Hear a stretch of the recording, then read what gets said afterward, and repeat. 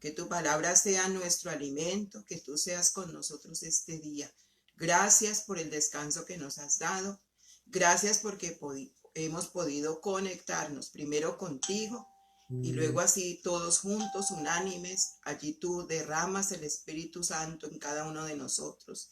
La llenura del Espíritu Santo se da y podemos entender tu palabra, entender lo que nos dices y aplicarla, ponerla por obra, porque ese es el propósito. Bendita sea tu presencia donde dos o más estamos en tu nombre y creemos que estás aquí, Señor. Que estás aquí porque tú lo has prometido y tú cumples todo lo que prometes. Por eso te bendecimos, reverenciamos tu nombre y te damos la gloria, la honra y la exaltación a ti en este momento y en este día. En Cristo Jesús. Amén. Bueno, buenos días. Dios me les bendiga, saludándoles nuevamente desde nuestro devocional Cita con Jesús, donde nos levantamos todas las mañanas a buscar a Dios y a estudiar su palabra, para que nos instruya, nos edifica y nos lleve a tomar decisiones radicales en nuestra vida. Estamos estudiando Efesios 6 y estábamos hablando, como Efesios nos lleva a meditar que la lucha no es con sangre y carne, sino contra huestes de maldad. Entonces estamos hablando de los espíritus inmundos, que estos operan en las personas, ¿sí? Y nos lo cuenta el Señor Jesús en Mateo 12, 43 al 45. Dice, cuando un espíritu maligno sale de una persona, va al desierto en busca de descanso, pero no lo encuentra. Entonces dice, volveré a la persona de la cual salí, de modo que regresa y encuentra su antigua casa vacía, barrida y en orden. Entonces el espíritu busca a otros 7 espíritus más malignos que él, y todos entran en la persona y viven allí. Y entonces esa persona queda peor que antes. Eso es lo que ocurrirá a esta generación maligna. Bueno, entonces vamos a ver un poquito de eso, ¿sí? Para que nos quede claro qué es lo que el Señor estaba enseñándonos en ese tiempo, enseñándole a los fariseos, a todas las personas que lo negaban, que no querían aceptar la salvación y que se burlaban de él. Entonces dice, cuando un espíritu inmundo sale del hombre. Hay varias interpretaciones en este versículo, pero una más precisa es que el hombre nace con un pecado, ¿cierto? Original. Y trae consigo, después de caminar en su vida y cometer muchos errores y pecados contra Dios, un espíritu dentro de él inmundo, algo que lo hace separar de Dios. Entonces ya cuando acepta a Jesucristo, es que todo eso sale de su cuerpo, ¿sí? Y se queda a la expectativa, observando por si tiene una oportunidad de volver nuevamente a casa. El espíritu se queda rondando, ¿ve? O sea que él está vigilante a ver si puede volver a entrar a esa persona. Pero dice que anda, en otra traducción dice que anda en esta dice lugares desiertos, en otra dice lugares secos. Yo una vez di un tema de qué son los lugares secos. Y los lugares secos son personas que no oran, personas que mantienen todo el tiempo con su amargura, con su mal genio, personas que rechazan de plano a Dios, no hay alabanza, no hay nada en ese hogar. Entonces allí él anda buscando esos lugares para entrar y buscando reposo, dice, y no lo halla. Entonces los lugares secos representan esos territorios desérticos, asolados, arruinados, donde abunda la maldad. Tú imagínese cuántos lugares secos nosotros podemos pensar con toda esta instrucción que hay donde nosotros vivamos o aún en nuestra propia familia, ¿verdad? Dice que buscan reposo, o sea, los demonios solo descansan cuando entran en un cuerpo. En Mateo 8:3, recordemos que los demonios le suplicaron a Jesús, si nos sacas de estos hombres, déjanos entrar en esos cerdos. ¿Se acuerdan? Cuando los demonios le suplicaron al Señor y los cerdos fueron llenos allí y se ahogaron con esos espíritus, con los cerdos. Bueno, entonces el espíritu dice, volveré a mi casa de donde salí.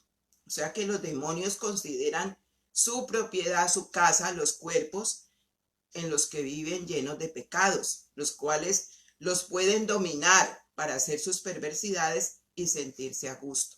Entonces allí ellos moran y eso es donde ponen los malos pensamientos, ¿cierto? Todas las cosas negativas, todo lo que es contrario al Señor, allí ellos están a gusto, ¿sí? Y dice de donde salí, y otra traducción dice de donde huí, ¿ve? Pero ¿quién los echó fuera? Vemos ya que el Señor es el que saca y hace posible que todos los demonios salgan. Entonces fueron reprendidos por Jesús y le decía Jesús a los demonios que no volvieran a entrar a ese cuerpo en una liberación que él estaba haciendo en Marcos 9:25. Dice, cuando Jesús vio que se estaba juntando mucha gente a su alrededor, reprendió al espíritu malo y le dijo, espíritu malvado, que impides hablar a este joven, te ordeno que salgas y no vuelvas a entrar en él. ¿Ve? El Señor le dio esa orden. Entonces, todo va a depender de la obediencia a Dios de parte del que fue liberado. Todo depende de eso, que el espíritu malo, malvado, maligno, inmundo no vuelva. Todo depende de la persona que se libera, porque si la persona continúa, ¿cierto? Como si nada, olvidándose de lo que hizo el Señor, es peor. Entonces dice, y cuando llega, o sea, me está rondando, cuando llega, la haya desocupada, barrida y adornada. Entonces los demonios van a intentar regresar al cuerpo de donde fueron expulsados, pero la diferencia está en cómo ellos hallan la casa. ¿Ve? Allí está la diferencia, si pueden entrar o no pueden entrar. De nuevo, porque dice que él trae, no viene solo, ¿sí? Jesús le dijo al paralítico que sanó que no pecara más, en Juan 5:14. Dice, más tarde Jesús encontró a ese hombre en el templo y le dijo, ahora que estás sano, no vuelvas a pecar porque te puede pasar algo peor. ¿Ve? Y eso es lo que el Señor advierte en las personas que son liberadas, de los que somos liberadas de cualquier situación que ha sido fuerte en nuestra vida. Aún los espíritus de ira, ¿cierto? De control, de celos, de todas esas cosas que hacen daño a la persona. Sexualmente, hay espíritus que toman la persona y se incuban en las partes genitales y eso es tremendo cuando están allí y hacen mucho daño. Pero si no hay arrepentimiento y se continúa con el pecado, vendrán consecuencias peores a nuestras vidas y es lo que se llama la reincidencia. La reincidencia es peor. Es cuando una persona está libre, el Señor la limpia. Por eso las liberaciones se tienen que hacer a conciencia. Quiero ser libre de verdad y tener una comunión constante con mi Señor, porque Él me libera, pero si yo vuelvo a estar en lo mismo, pues es peor para mi vida. Entonces, cuando hay reincidencia, eso resulta en una indiferencia religiosa. En Mateo 24:12 dice, abundará el pecado por todas partes y el amor de muchos se enfriará.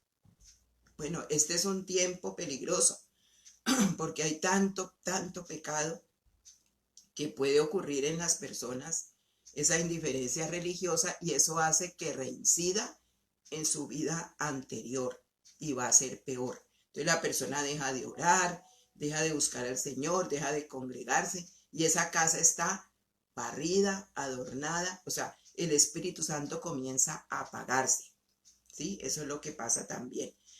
La reincidencia hace a una persona no apto para el reino, con P, ¿sí? No apto para el reino. En Lucas 9:62, Jesús le dijo, el que pone la mano en el arado y luego mira atrás, no es apto para el reino de Dios. O sea, no puede entrar, no lo puede conocer, no lo puede entender, no puede permanecer en el reino de Dios porque Dios nos llamó a un reino donde estemos completamente arrepentidos, haya un arrepentimiento genuino. Entonces, cuando hay reincidencia, como los demonios están pendientes de eso, la persona vuelve peor que antes. Y resulta también en hacer esclavos de las viejas formas, a las personas que caen y caen, practican constantemente el pecado. Entonces Gálatas 4:9 dice, así que ahora que conocen a Dios, o mejor dicho, ahora que Dios los conoce a ustedes, ¿por qué quieren retroceder y convertirse otra vez en esclavos de los débiles e inútiles principios espirituales de este mundo? Pablo estaba hablándole a los de Galacia, a la iglesia de Galacia, los Gálatas, que por qué ellos volvían a lo anterior si ya conocían o ya se habían dejado conocer de Dios. Y es que es tremendo, o sea, cuando Dios nos conoce y nosotros conocemos a Dios porque hay una relación estrecha y es peligroso salirnos de esa relación para continuar con viejas formas de vida, esclavos de las cosas que se hacían antes, creer cosas otra vez, esto no es pecado, esto se puede, porque bajamos la guardia en la lectura de la Biblia, en la oración, en el estudio de la Biblia y en lo que a Dios le agrada. Entonces la reincidencia desagrada al Señor, trae un desagrado divino. En Hebreos 10:38 dice, mis justos vivirán por la fe, pero no me complaceré con nadie que se aleje. O sea, trae un desagrado a Dios que va dejando de lado esas personas. Quieren reincidir en su pecado, volver a la misma forma de antes, a las mismas continuas cosas que hacían, o peor, entonces ya el Señor los va dejando. Y también trae pérdida del entusiasmo espiritual. En Apocalipsis 2:4 dice, pero tengo una queja en tu contra. No me amas a mí, ni se aman entre ustedes como al principio. Esto es que han perdido el primer amor. ¿Ve? Cuando el primer amor se apaga, ya no se ama al Señor como el principio, ese ferviente amor, ni se aman los unos a los otros. ¿Ya? Y el Señor empieza, tengo una queja contra ustedes.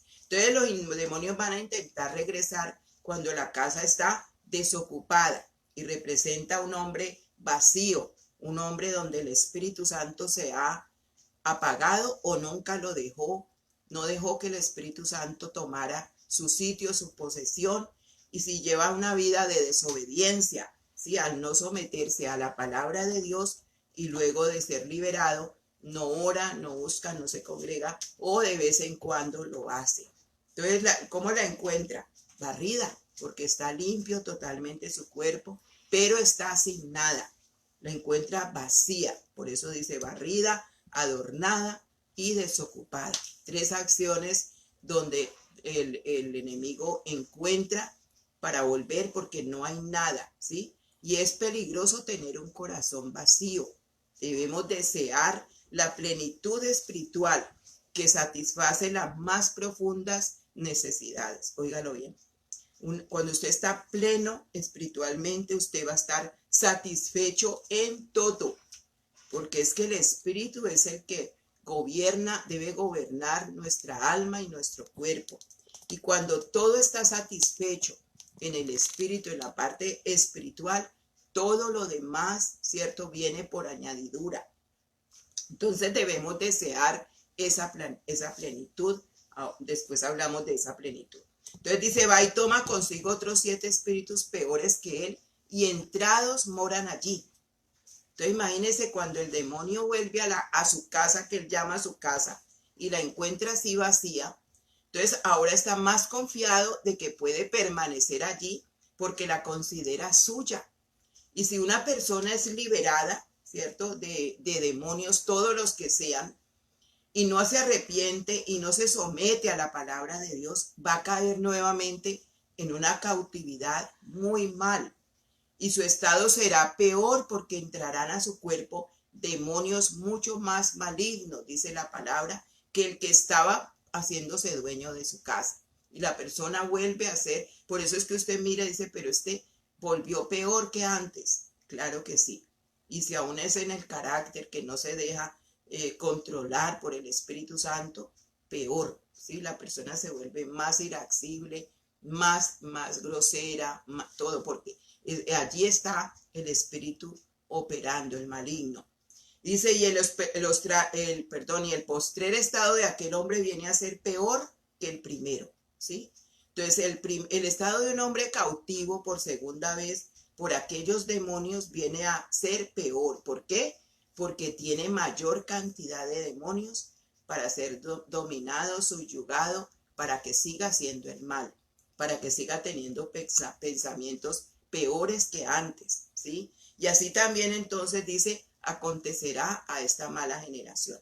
O sea, la generación mala está representada en la nación de Israel, en los líderes religiosos, como eran los escribas, los fariseos y toda persona que reincidía en el pecado y no se arrepentía, los cuales llevaban una vida religiosa, vacía, ¿sí? Sin Dios en sus corazones, vacía porque el Señor había hecho cantidad de liberaciones, pero seguían como si nada hubiese pasado, ¿sí? Entonces se aplica también a la nación que no tenga prioridad a Dios, que no lo tenga como prioridad, a la persona que no tenga como prioridad a Dios, sino otras cosas, y deja a Dios de segundo plano. Bueno, mañana, si Dios quiere, vamos a ver qué es la plenitud espiritual. Vamos a estudiar qué es la plenitud espiritual para que nosotros podamos vivirla y aplicarla a nuestra vida, entendiendo que Dios a todos nos ha liberado. Quizá no hemos hecho tantas cosas como una persona endemoniada, pero sí hay liberaciones en nuestra vida de muchas cosas que nosotros inconscientemente no sabíamos que había un demonio, pero allí estaba, porque nos hacía hacer cosas que no eran bien, no eran agradables delante de Dios. Vamos a orar. Papá, te damos gracias porque hoy nos pones a pensar esta mañana en algo muy importante como es nuestra vida espiritual. Nuestro corazón debe estar lleno, lleno de ti. Dejar, Espíritu Santo, que tú dirijas nuestra vida, nuestros pensamientos. En algún área de nuestra vida, si te hemos dejado y hemos actuado a nuestra manera, es muy peligrosa esa área vacía, porque en esa área puede haber opresión de los demonios, del enemigo, porque él está rondando siempre al que te busca a ti, al que cree en ti. Por eso Pedro lo dice muy claro, sí, que el diablo anda como león rugiente viendo a quién devorar. Permítenos, Señor, estar pegados a ti, comprender que la vida cristiana no es fácil si la vivimos a nuestra manera, si dejamos que nosotros mismos luchemos con nuestras cosas y no te damos a ti la prioridad, si reincidimos en el pecado, si no decidimos de corazón arrepentirnos y no volverlo a hacer. Si decidimos en nuestro corazón, porque el arrepentimiento genuino trae dolor, trae deseos de nunca más volver a practicar esto o aquello que el Espíritu Santo ha venido mostrando. Cuando reincidimos en la mentira nos volvemos más mentirosos.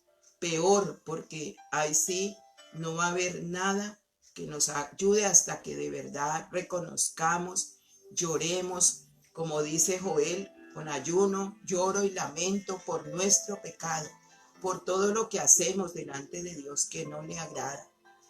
Mira y analicemos en qué reincidimos nosotros, qué es lo que volvemos y caemos, porque no es Dios que te tienta, Dios no tienta a nadie.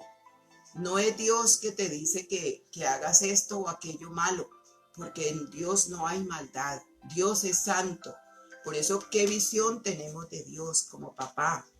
De acuerdo a esa visión que tengas como padre biológico, asimismo tendrás la visión de papá, de nuestro Padre Santo, universal, Santo Dios, Padre nuestro. ¿Qué visión tienes de tu papá? Que no hayas arreglado.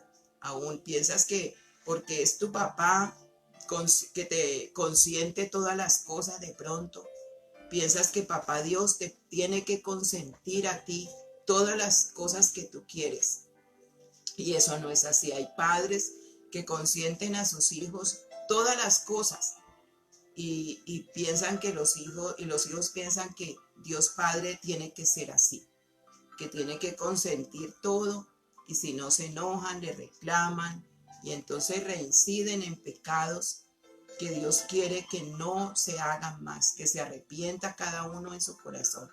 Dile, Papito Santo, yo quiero tener arrepentimiento genuino en todas las cosas de mi vida, en todas las áreas donde tú me vayas mostrando que necesito entregarte esas áreas.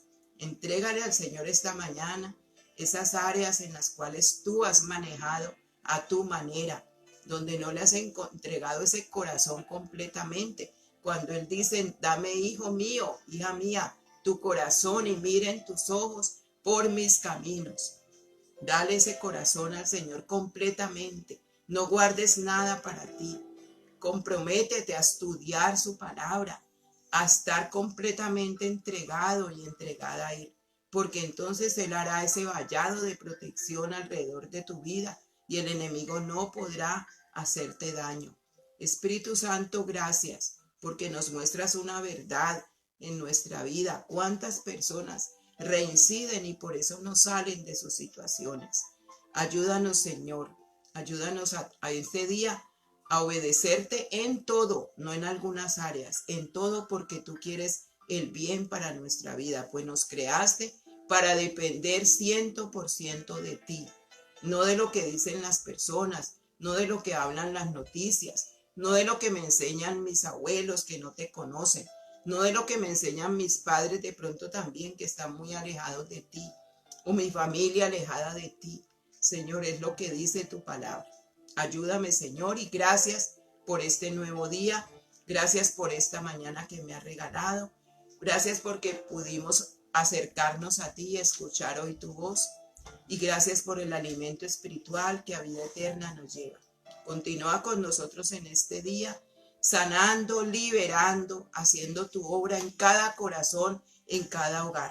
Continúa, Señor, trayendo, bendito Dios, paz a los corazones. Y gracias por cada hogar y cada vida, cada hogar aquí representado. Bendecimos a todos los que se han conectado en este día. Cada familia es bendita. Y tú haces ese vallado, Señor, porque hemos decidido obedecerte y seguirte a ti con todo nuestro corazón. Bendita sea tu presencia. Hoy levantamos un altar de adoración a ti. Tú eres nuestro principal motivo. A ti te exaltamos esta mañana, Señor. Tú te llevas la gloria, la honra, la exaltación, porque eres nuestro Dios bueno, nuestro Dios perdonador, nuestro hacedor de maravillas, nuestro príncipe de paz, nuestro más alto refugio, lugar seguro eres tú. A ti nos abrazamos, Señor, sabiendo que tú nos amas con amor eterno. Y por eso prolongas hoy tu misericordia sobre nuestras vidas.